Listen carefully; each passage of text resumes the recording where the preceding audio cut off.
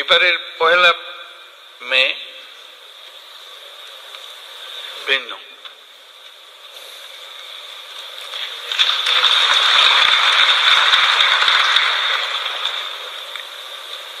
সেটা তো অভ্যুত্থানের মাধ্যমে যে সুযোগ আমাদের সৃষ্টি হয়েছে, সেই সুযোগ এই পরিস্থিতির আয়োজন করে দিয়েছে আমাদের কাছে।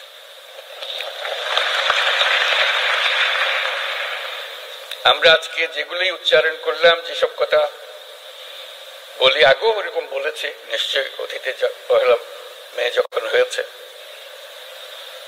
কিংবা এবারের অর্থ ভিন্ন।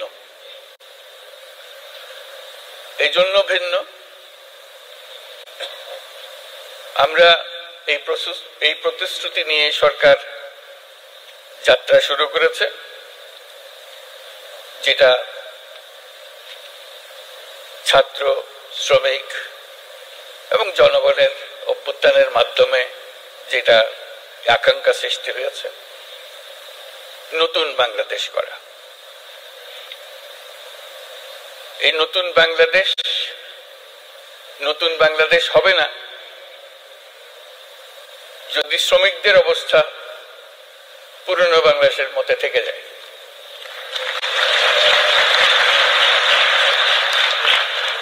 কাজে এটা আমাদের সবার দায়িত্ব, যারা এই নতুন বাংলাদেশে বিশ্বাস করে, যারা এই নতুন বাংলাদেশ গড়ার জন্য প্রাণ দিয়েছে, যারা নতুন বাংলাদেশ গড়ার জন্য আহত হয়ে জীবনের সংগ্রামে রত আছে, আর যারা তাদের প্রতি সমর্থন দিয়েছে। এটা আমাদের দায়িত্ব এবং একই সঙ্গে এটা আমাদের মস্ত বড় সুযোগ। এরকম আকাঙ্ক্ষা আগে কোনোদিন একযোগে এত কঠোরভাবে সৃষ্টি হয়নি, আজকে যেভাবে সৃষ্টি হয়েছে।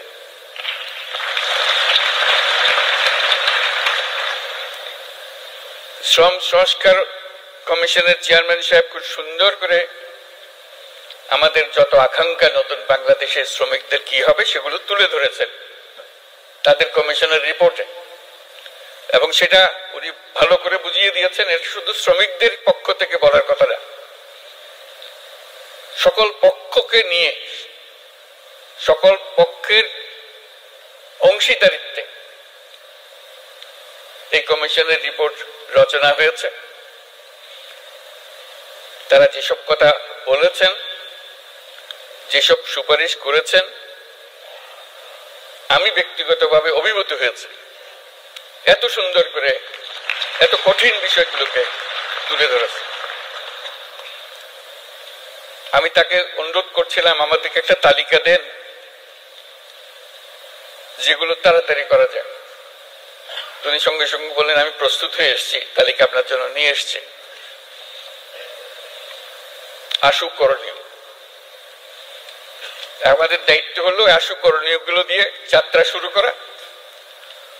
এগুলো করণীয় গুলো সমাপ্ত করার পরে কঠিন গুলো আস্তে আস্তে আমরা রওনা হব। কিন্তু এটা বাস্তবায়ন না করে জাতির কোনো গত্যন্তর নাই। এই নতুন বাংলাদেশ গড়তে হলে আর কিছু কাগজ দলিল থাকার না থাক, এই কমিশনের যে রিপোর্ট আছে এটুকু যদি আমরা বাস্তবায়ন করতে পারি, তাহলে নতুন বাংলাদেশের ভিত্তি রচনা হয়ে গেল। আমরা গৌরবান্বিত হয়ে বলতে পারবো আমরা সেই পথে যাত্রা করেছি এবং সে পথে চলা আমরা অব্যাহত রাখব। আজকে ভালো লাগলো সবার কথা শুনে, সবার সঙ্গে দেখা করে। আমাদেরকে সবাইকে অনুপ্রাণিত করেছে। আমি বিশেষভাবে অনুপ্রাণিত হয়েছি সবাইকে একসঙ্গে দেখে এবং সবার কথা শুনে। আমি লিখিত বক্তৃতাটা পাঠ করি।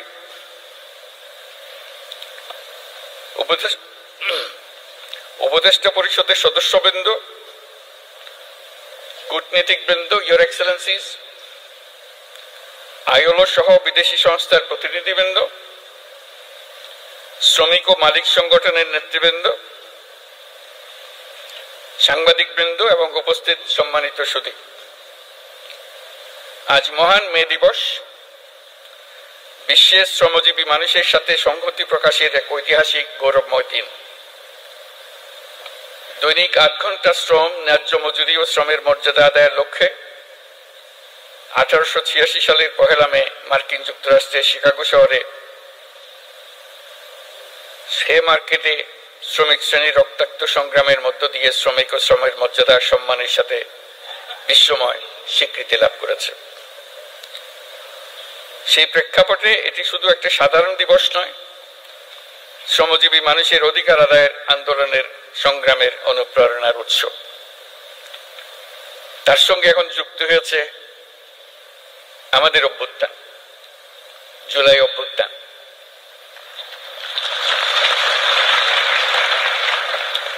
এই জুলাই অভ্যুত্থানের কনটেক্সটে 1 মে আবার নতুন বার্তা নিয়ে আমাদের কাছে আসলো। এবার আমরা তার অন্তর্নিহিত যে বার্তা, সেটা প্রতিষ্ঠিত করার প্রতিশ্রুতি নিয়ে আমাদের যাত্রা।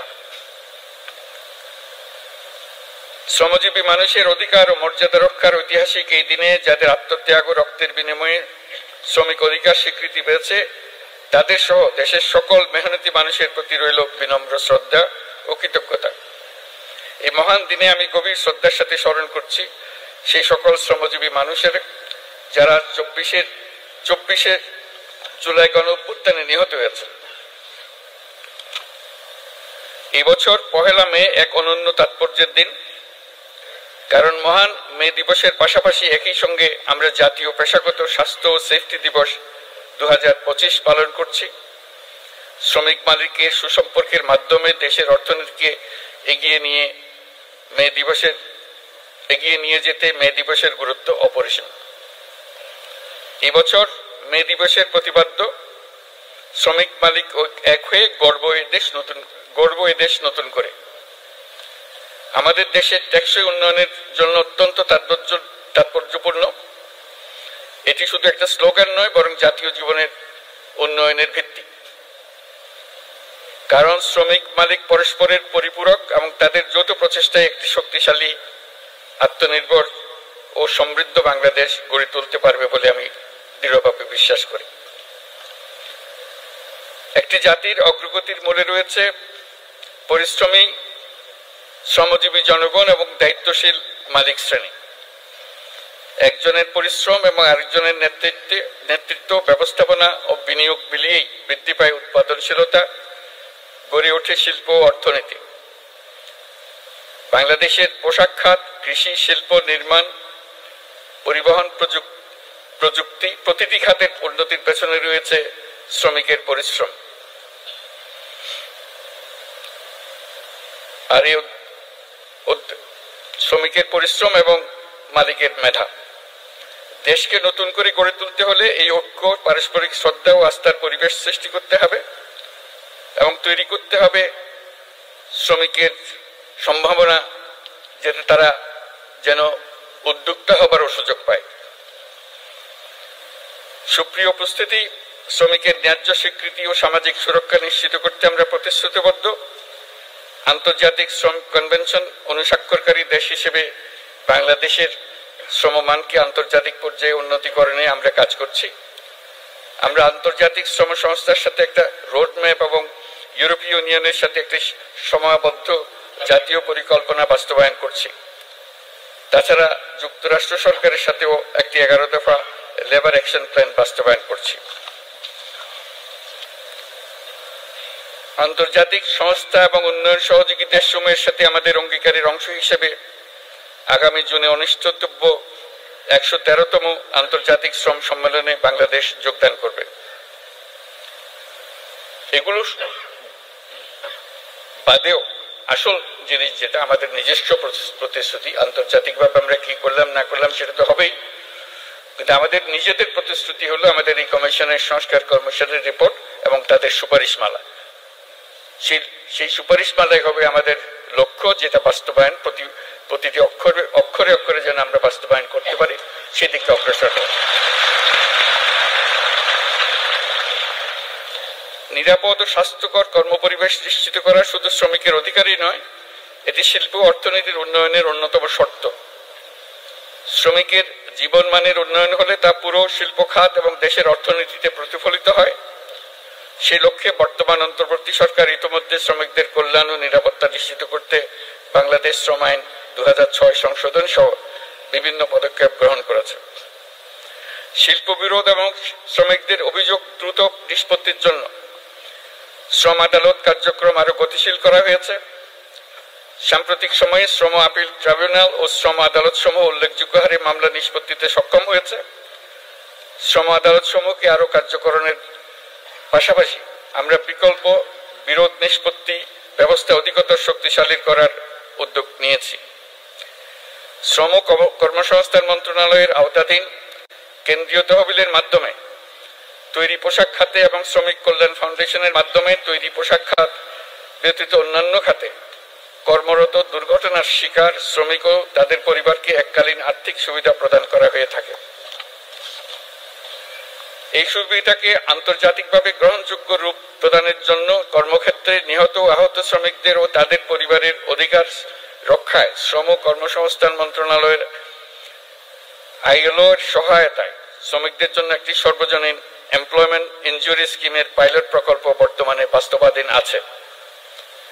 অন্যান্য উদ্যোগের পাশাপাশি সারা দেশে 32টি শ্রম কল্যাণ কেন্দ্রের মাধ্যমে শ্রমজীবী মানুষের স্বাস্থ্য সেবা প্রদান করা হচ্ছে। শিশু শ্রম নিরসনের লক্ষ্যে নানামুখী উদ্যোগ গ্রহণ করা হয়েছে। এ পর্যন্ত 44টি সেক্টরে ন্যূনতম মজুরি নির্ধারণ করা হয়েছে। তাছাড়া নিরাপদ ও শোভন কর্ম পরিবেশ বান্ধব প্রযুক্তি এবং দক্ষ জনশক্তি ব্যবহারের মাধ্যমে টেকসই উন্নয়নে অবদানের জন্য প্রতি বছর গ্রিন ফ্যাক্টরি অ্যাওয়ার্ড দেওয়া হচ্ছে। শ্রমিক মালিকদের সাথে দফায় দফায় আলোচনার মাধ্যমে শ্রম সন্তোষ বহুলাংশ কমিয়ে আনা সম্ভব হয়েছে। শ্রমিকের অধিকার রক্ষার পাশাপাশি শিল্পকেও বাঁচিয়ে রাখতে হবে। তাই যে সকল কারখানা ও প্রতিষ্ঠান বকেয়া বেতন থাকায় শ্রম অসন্তোষ তৈরির উপক্রম হয়েছিল, সেখানে আলোচনার মাধ্যমে যৌক্তিক পর্যায়ে বকেয়া পরিশোধের মাধ্যমে শিল্প কর্মপরিবেশ সচল রাখা হয়েছে। একটি দেশ কেবলমাত্র সমৃদ্ধ হয় যখন তার শ্রমিকরা নিরাপদ ও সুষ্ঠু পরিবেশে কাজ করতে পারে, মালিকরা তাদের শ্রমের যথাযথ মূল্যায়ন করতে পারে। শ্রমিকদের কল্যাণ নিশ্চিত করা মানে শুধু তাদের জন্য ভালো করা নয়, বরং এটি শিল্প খাতের উৎপাদনশীলতা, জাতীয় প্রবৃদ্ধি ও অর্থনীতির উন্নতির অন্যতম প্রধান শর্ত। এই দেশকে নতুন করে গড়ে তুলতে হলে ঐক্য, পারস্পরিক শ্রদ্ধা এবং আস্থার পরিবেশ সৃষ্টি করতে হবে। দেশকে নতুন করে গড়ে তোলার প্রত্যয় উজ্জীবিত হয়ে শ্রমিকের অধিকার রক্ষা, নিরাপদ কর্মপরিবেশ নিশ্চিত করা এবং শ্রমিক মালিক সুসম্পর্ক স্থাপনে সকলকে একযোগে কাজ করার আহ্বান জানাচ্ছি। আমরা যদি ঐক্য ও সহযোগিতার ধারা অব্যাহত রাখি, তাহলে জুলাই আগস্টের ছাত্র শ্রমিক জনতার গণ অভ্যুত্থানের মাধ্যমে বৈষম্যহীন নতুন বাংলাদেশ গড়ার স্বপ্ন শুধু স্বপ্ন নয়, বাস্তব হবে। বাংলাদেশ অত্যন্ত শ্রমঘন দেশ বিধায় শ্রমিকের অধিকারকে সর্বোচ্চ গুরুত্ব দিয়ে কাজ করতে হবে। আমাদের অনেক দূর পথ পাড়ি দিতে হবে। বিভিন্ন প্রশিক্ষণ ও কর্মসূচি গ্রহণের মাধ্যমে অদক্ষ শ্রমিকদের দক্ষ শ্রমিকে রূপান্তরিত করতে হবে।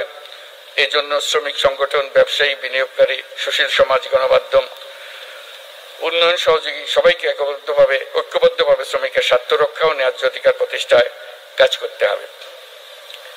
পরিশেষে মহান মে দিবস এবং জাতীয় পেশাগত স্বাস্থ্য ও সেফটি দিবস অনুষ্ঠানে উপস্থিত সকলকে ধন্যবাদ জানিয়ে আমার বক্তব্য শেষ